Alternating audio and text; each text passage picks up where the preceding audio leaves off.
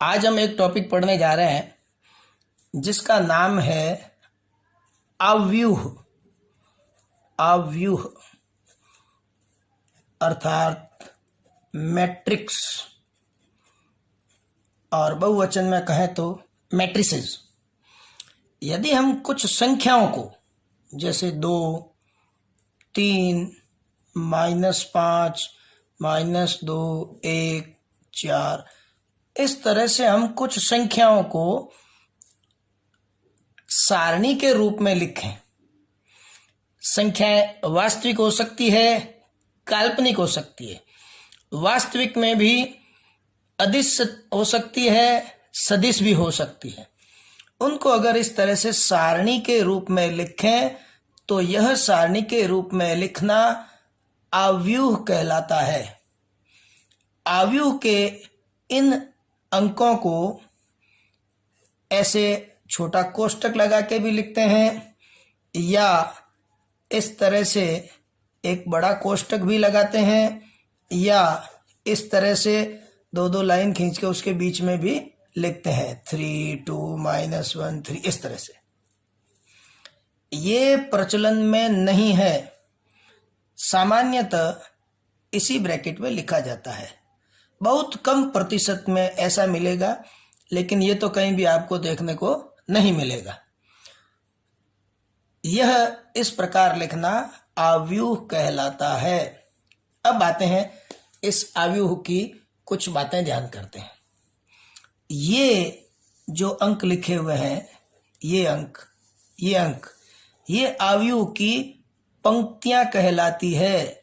ये पहली पंक्ति है R1, दूसरी पंक्ति है रो 2, ये इनकी पंक्तियां कहलाती है।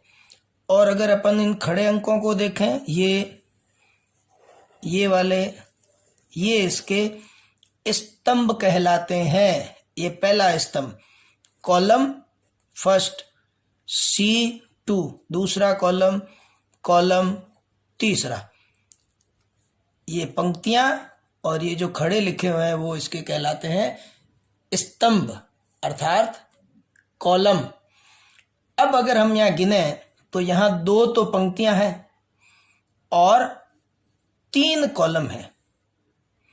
2 पंक्तियां और 3 कॉलम, 2 पंक्तियां 3 स्तंभ, इसको बोलते हैं इसकी अव्यूह की कोटि।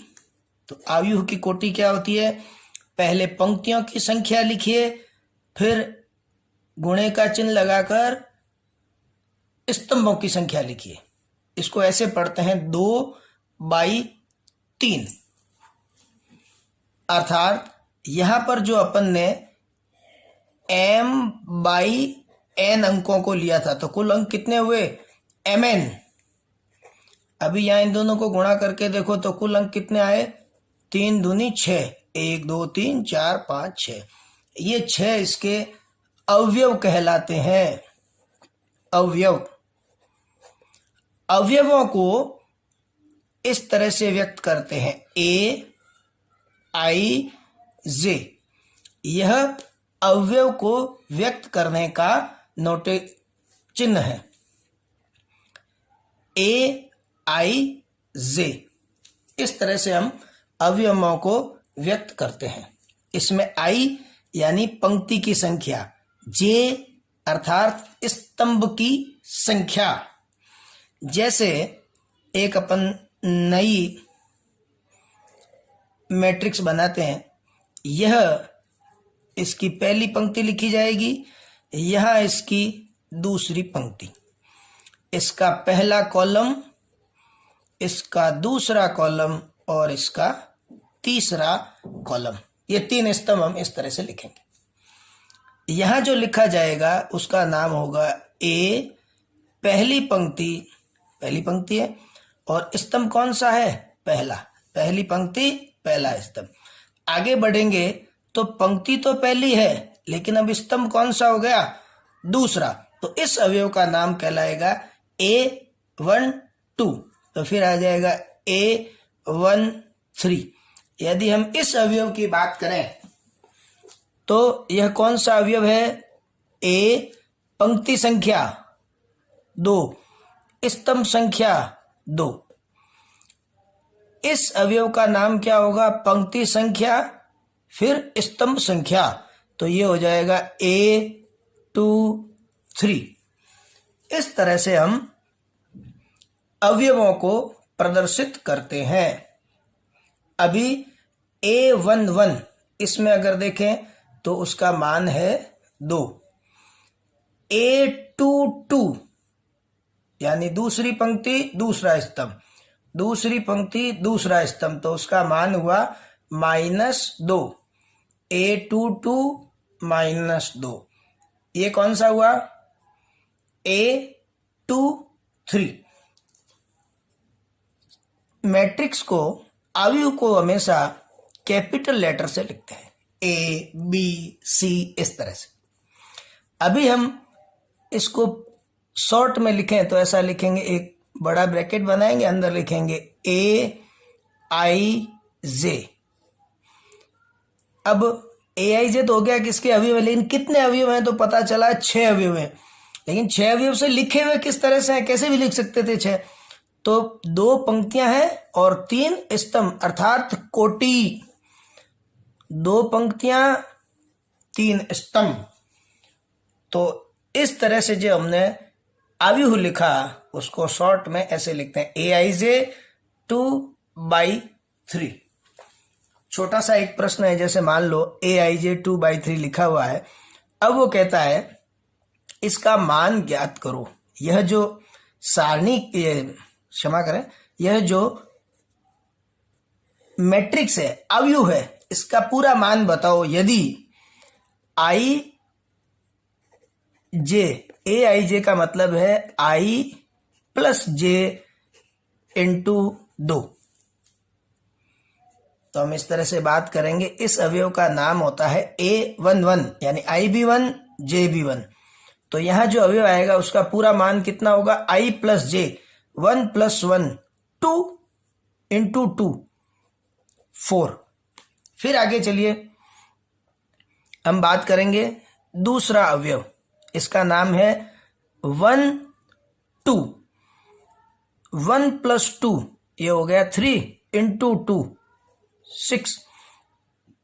इस अवयव का नाम क्या है? A13। 3 + 1 4 4 × 2 8।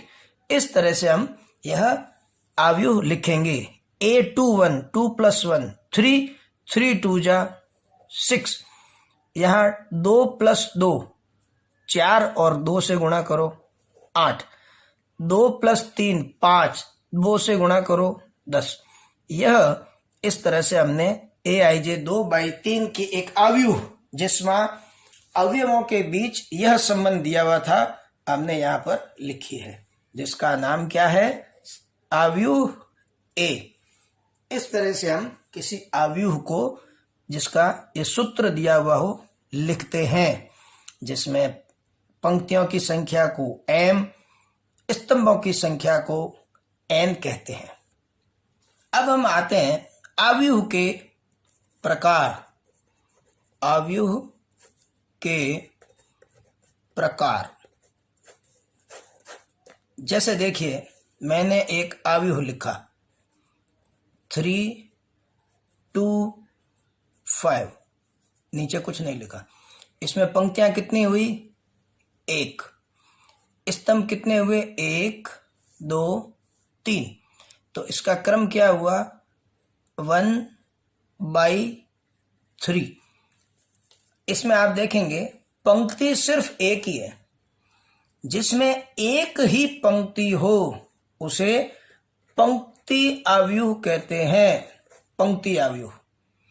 इसका उल्टा, अगर किसी में मान लो -2 1 4, एक पंक्ति दूसरी पंक्ति तीसरी पंक्ति, तो क्रम हुआ 3/1। एक ही स्तंभ है। तो अगर स्तंभ एक है तो इसका नाम हो जाएगा स्तंभ अवयव। एक ही पंक्ति है, कॉलम चाहे जितने हो तो पंक्ति अवयव। एक ही स्तंभ है, पंक्तियां चाहे जितनी हो, वह कहलाता है स्तंभ अवयव। अगर हम बात करें वापस पंक्ति आव्यूह में, ये मैंने एक ही पंक्ति बनाई तो इसका नाम क्या कहलाएगा? पंक्ति आव्यूह। स्तंभ आव्यूह मैंने एक ही स्तंभ बनाया, पंक्तियां कितनी हो, यह कहलाएगा स्तंभ आव्यूह। अब हमें इन दोनों को ध्यान से देखें, इसको पंक्ति माने या स्तंभ माने? पंक्ति भी है, स्तंभ भी है, यानी इस तरह से लिखना, ये पंक्ति आव्यूह भी है और स्तंभ आव्यूह भी है।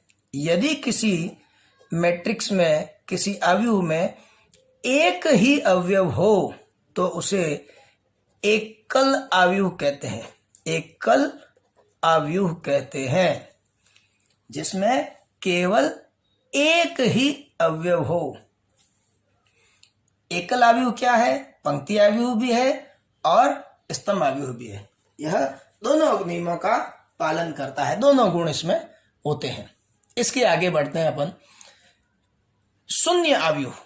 अगर किसी मैट्रिक्स में सारे अवयव शून्य ही हो, सारे अवयव शून्य ही हो तो वह कहलाता है शून्य आव्यूह। इसके बाद एक बात करें, अभी हमने यह आव्यूह लिखते लिखते एक ऐसा आव्यूह लिखा है जिसमें m और n दोनों समान है। यहां पर m और n भिन्न थे, यहां m n दोनों समान है। 3 पंक्तियां 3 स्तंभ, 2 पंक्तियां लेकिन स्तंभ 3। इस तरह के आव्यूह कहलाते हैं आयताकार आव्यूह। आयताकार आव्यूह। तो फिर ये क्या कहलाएंगे? सीधी सी बात है, वर्गाकार आव्यूह। तो इन्हें कहते हैं वर्ग आव्यूह। ऐसे आव्यूह जिसमें, जैसे मैं एक लिख रहा हूं 2 -3 2 1 2 3 1 4 2, इसमें आप देखेंगे 3 पंक्तियां और 3 ही स्तंभ है। इस तरह के आव्यूह कहलाते हैं वर्ग आव्यूह। अगर किसी वर्ग आव्यूह के सभी अवयव शून्य हो तो फिर उसको वर्ग आव्यूह कहने की जरूरत नहीं है, सीधा शून्य आव्यूह। शून्य आव्यूह। अगर कुछ एलिमेंट है तो फिर उसको कहेंगे वर्ग आव्यूह। तो वर्ग आव्यूह में क्या होगा? जितनी पंक्तियां उतने ही स्तंभ। अब इसमें ध्यान से देखिए, अगर वर्ग है तो यह इसका विकर्ण कहलाता है। इसी तरह से इधर भी एक विकर्ण है। हमारे मैट्रिक्स में, आव्यूह में इसी विकर्ण का महत्व है। यह जो मेन डायगोनल है, प्रिंसिपल डायगोनल है, मुख्य विकर्ण, यही अपने काम का है। यह इसका कहलाता है विकर्ण। आगे बढ़ते हैं। यह था वर्ग आव्यूह। अगर कोई वर्ग आव्यूह इस तरह से हो,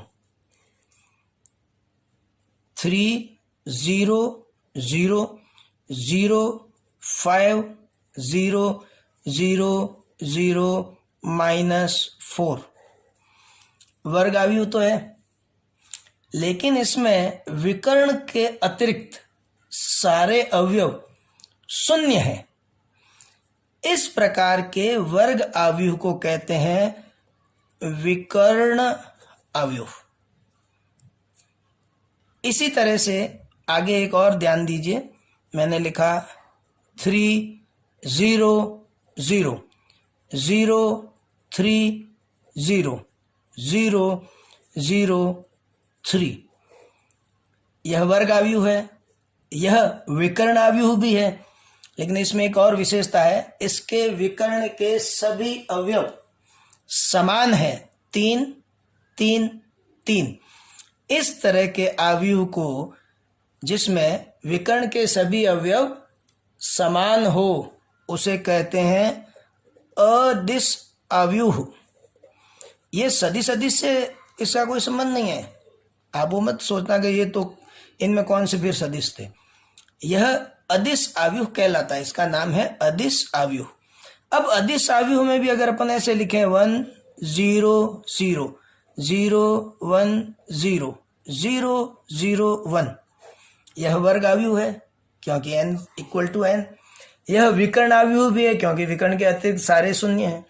यह अदिश अवयव भी है क्योंकि विकर्ण में अवयव है, शेष सारे शून्य हैं, और ये सब एक जैसे हैं इसलिए अदिश है। अब ये अगर सारे 1 1 1 एक एक एक ही हो तो इसे कहते हैं इकाई अवयव, यूनिट मैट्रिक्स, इकाई अवयव या तत्समक अवयव, यह इकाई अवयव कहलाता है। इन सब में वर्ग अवयव में क्या था, m बराबर n, और आयताकार में था m और n आपस में बराबर नहीं है। इसी तरह से अगर हम बात करें किसी अवयव का विकर्ण में कुछ अवयव हो 0 2 5 0 0 7, ध्यान से देखिए इसमें क्या विशेषता दिख रही है। मैं एक बार फिर लिखता हूं 4 0 0 7 5 0 2 -1 3।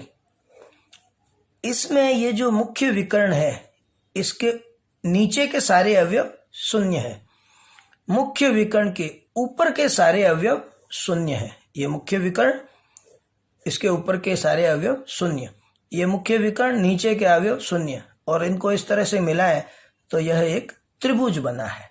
ये कहलाता है त्रिभुजीय अवयव। जिसमें त्रिभुज ऊपर बनता है उसे बोलते हैं ऊपरी त्रिभुजीय अवयव, अपर ट्रायंगुलर मैट्रिक्स। तो ये कहलाएगा लोअर ट्रायंगुलर मैट्रिक्स, जिसमें नीचे ऐसा ट्रायंगल बनता है, विकर्ण के ऊपर की ओर सारे अवयव शून्य होते हैं। फिर एक नाम आता है मैट्रिक्स का trace, trace of matrix, matrix का ट्रेस। यह वर्गाकार मैट्रिक्स से ही संबंधित है। किसी भी वर्गाकार मैट्रिक्स का जो विकर्ण है उसके अवयवों को जोड़ लीजिए, 3 3 6 3 9, ये इसका ट्रेस कहलाता है। कहीं पर भी देखिए, जैसे ये विकर्ण था, केवल विकर्ण देखना है, बाकी अंकों को नहीं देखना है। इनको जोड़िए, 3 5 8 -4, तो इसका ट्रेस हो गया 4। इसका ट्रेस कितना हुआ, 2 4 6, इसका ट्रेस हुआ 6। यह कहलाता है मैट्रिक्स का ट्रेस, ट्रेस ऑफ